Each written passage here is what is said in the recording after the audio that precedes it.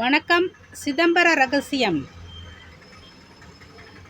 நிறைய பேர் சொல்வதை கேட்டிருப்பீங்க. சிதம்பர ரகசியம் அப்படின்னா என்ன அப்படின்னு. சிதம்பரத்தில் நடராஜரும் சிவகாமி அம்மையும் வீற்றிருக்கிறார்கள். அங்கு ஒரு மறைக்கப்பட்ட உண்மை, சுவர்ண பைரவர் என்று ஒருவரும் உள்ளார். அவருக்கு இரவில் ஒரு வில்வ இலையை பூஜை செய்து நடையை அடைப்பார்கள். என்ன ஒரு ஆச்சரியம்! நடையை திறக்கும்போது அந்த வில்வ இலை தங்கமாக மாறியிருக்குமாம்.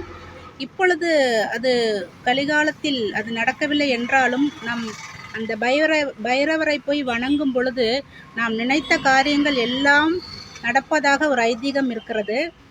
நாம் நினைத்த காரியம், நாம் நினைத்ததை வேண்டும் பொழுது அந்த விஷயத்தை நாம் ரகசியமாக வைத்து கொள்ள வேண்டுமாம். யாரிடமும் சொல்லக்கூடாதாம். அதுதான் சிதம்பர ரகசியம் என்று சொல்கிறார்கள். சேனல் பிடிச்சிருந்தனா சப்ஸ்கிரைப் பண்ணுங்க. பாய்.